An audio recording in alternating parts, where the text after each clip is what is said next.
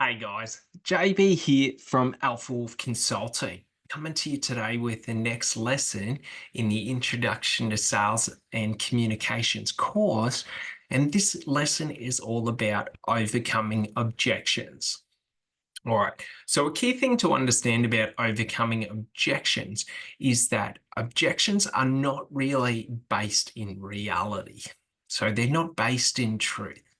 So by trying to overcome an objection, by answering, the objection and trying to, present information of why that objection is wrong is not the right way to do it because that is through conflict.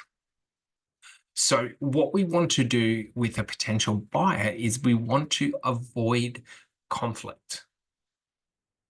Sorry, but we want to avoid conflict with the potential buyer. So that leads us to having the only way to overcome the objection truly is through new information and education. So, like in the previous lessons in qualifying and in presenting, what we're trying to do at this stage is we're just lining up the dots and helping the customer or the potential buyer see the true value of the product, service, or offer that we are presenting to them. So, a key thing to understand is that a confused and overwhelmed buyer will never make a decision and cannot make the right decision. An empowered and confident buyer will always make the right decision for them. So that's what we are trying to do is lead into helping overcome the objections or the perceived objections that they may have as to why they cannot do this, why they cannot achieve it, why the value isn't there. And we're trying to do this by connecting the dots, but also by sharing stories of other people who were in the same situation. So, an important thing to understand is that, depending on the objection that we get, if they're saying, oh, let me think about it, you know, depending on what the objection is, will depend on how we overcome it.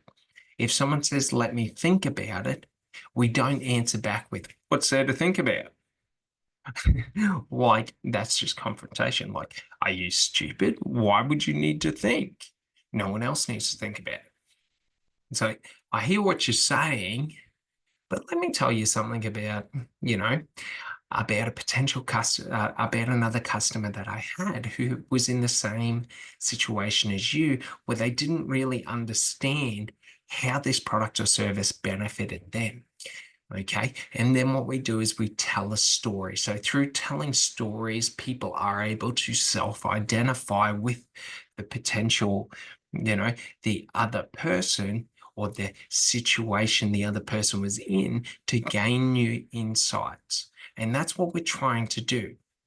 But in remembering that objections aren't real, okay, and they're not based in logic or sorry, it's not that they're not based in logic, but they're not based in truth. Because within seconds, people understand, they make decisions. We make decisions second to second. So we don't really need to spend 3 weeks thinking about if we want to get a gym membership, or we already have made the decision that we want a gym membership when we're looking into it. So this is why the qualifying part of the process is so important, is because in the qualifying process, we're qualifying people out that should not be in our process and being presented to.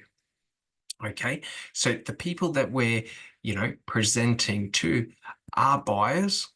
They are interested in their product. They have the capacity for our product or service. You know, they have their current situation or their current challenges and problems would be overcome by the product or service that we're promoting or selling to them. So an important thing to understand is that the objections aren't really relevant, okay? But it's also, we don't have to overcome them in that sense.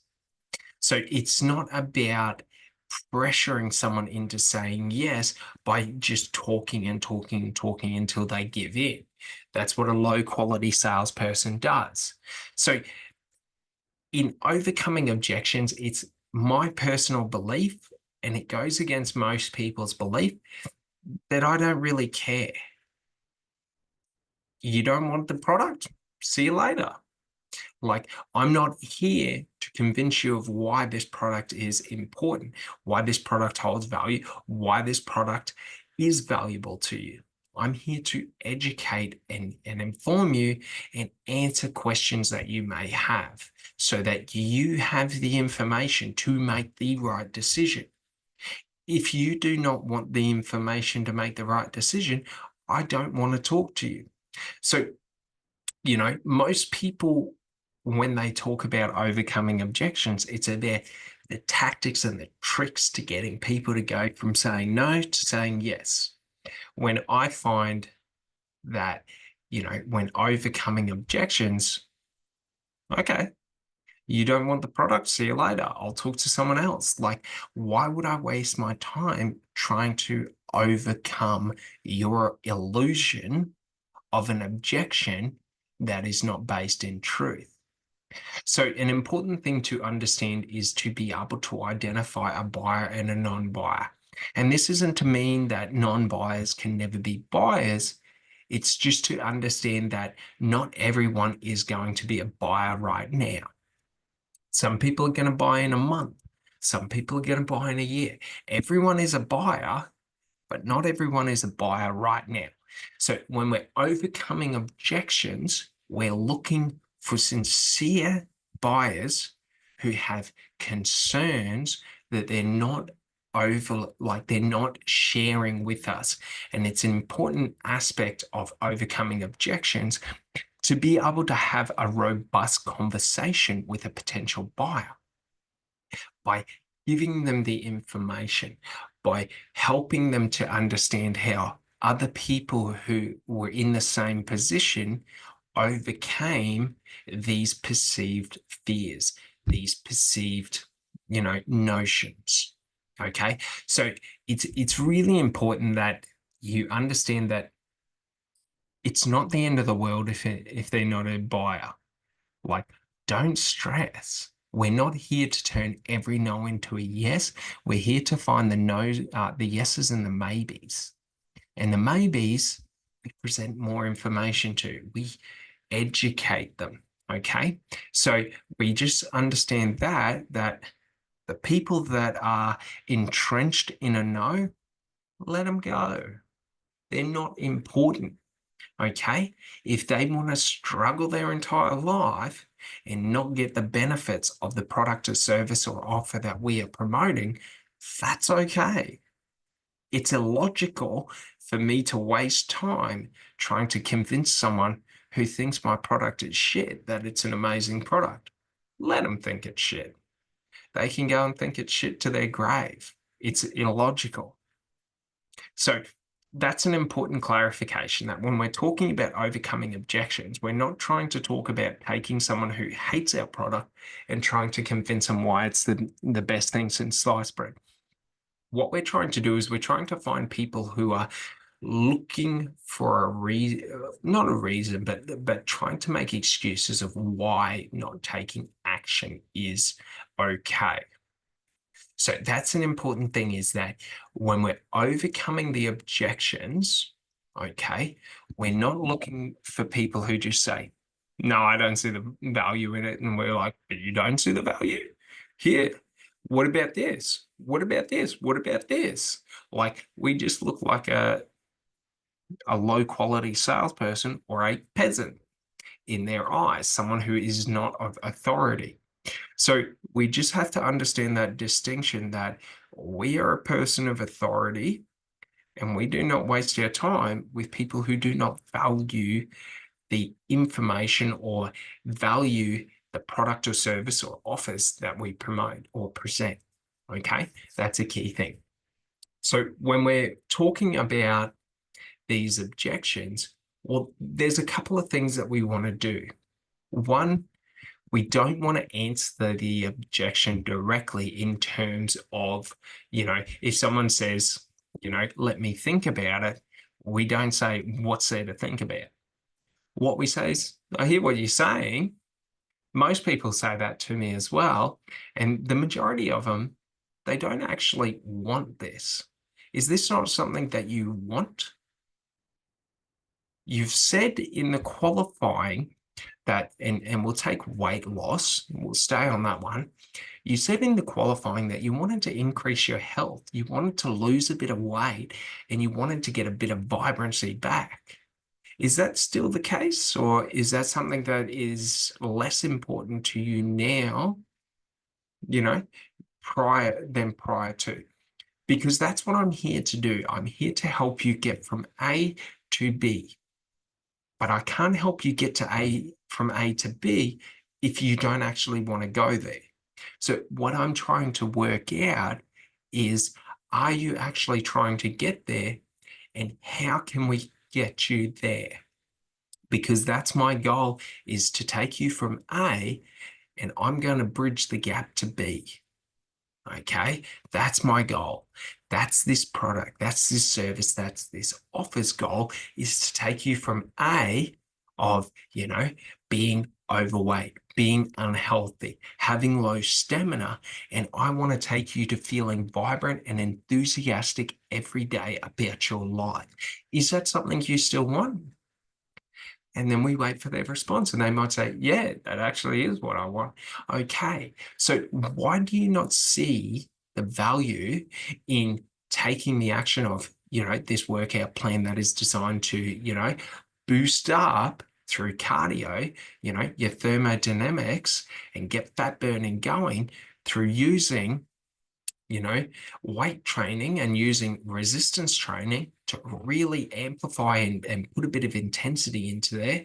And then we use, circuit training to really give you that kickstart, that fire, to really smash your stamina for a bit, to really put you in intensity to get you there. And they might say this, that, and the other. They might say, I don't know if it's going, like, I don't want to get injured. I don't know if, this is something that's I'm going to get the benefits from. I don't know if I'm going to, I've tried this before and I've not got the results. So we're trying to help them understand, well, why didn't you get the results last time in your weight loss journey? Like, is this a cycle or a carousel that you've been on again and again? And we're just trying to help break those mental barriers and those beliefs and those limiting beliefs, so that you feel that if you take the action, you will get the results. And the best way to do this is through telling stories of similar customers. Okay, it's very important to be able to relate to someone through stories about how other people were in their position and got the results. So this transfers to every industry, to every product, to every service. There will always be someone in position A, and there will always be a position B that they are aspiring to get to. So by bridging the gap through other people's experience of getting there, we're able to comfortably show them, you can do this. You are not different from other people.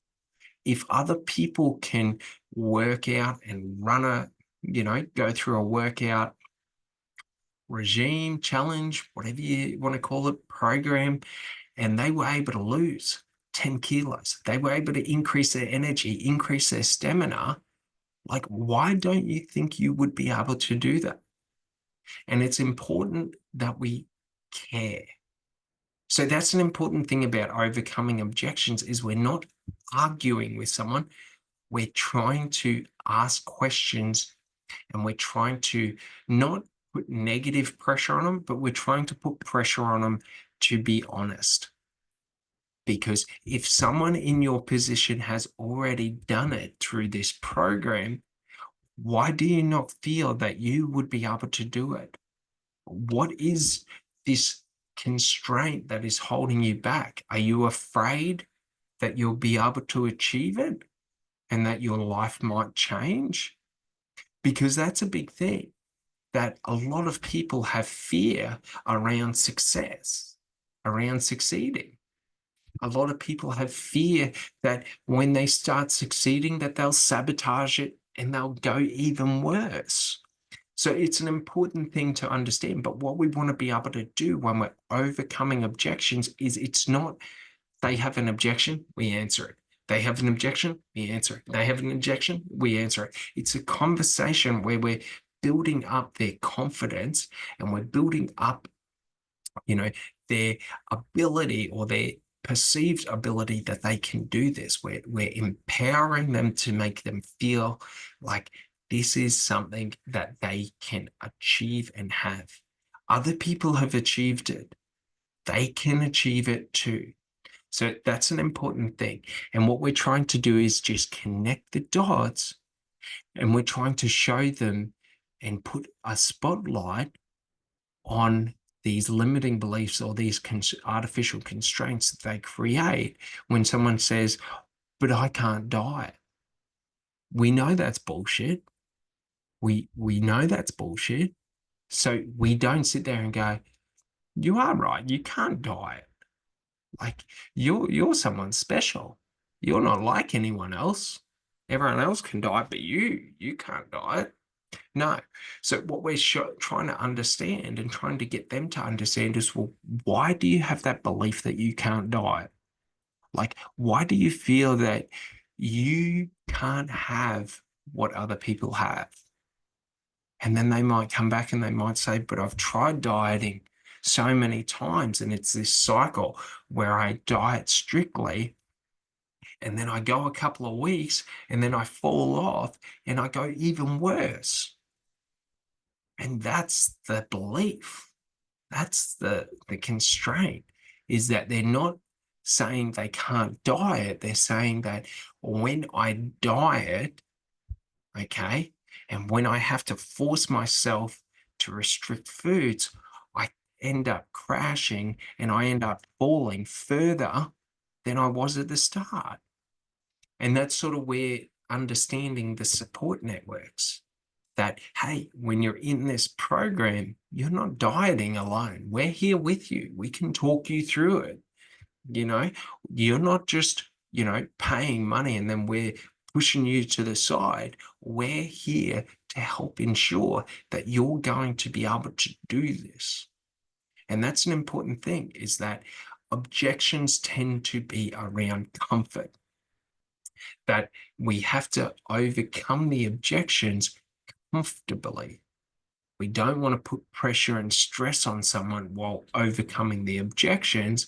We want to make them feel comfortable and make them understand and see that, yes, this is something that they can do. Yes, this is, this product or service or offer is going to get them to where they want to be in life, and they have the power and the ability to do it. Because when we empower them, then they're able to take it further. Rather than us pulling them the whole way, we're sort of just pushing them along gradually. And that's an important thing. So by being able to have new information, have stories about previous customers who have been in their, relatable situations, of being able to show them and build their confidence and build up who they are. Because especially when we're talking about weight loss and, health related things, a lot of negative health habits are developed through, low self-esteem, low self-worth, lack of confidence. So by us building them up, we're able to overcome those beliefs. We're able to overcome those preconceived notions that they're not good enough.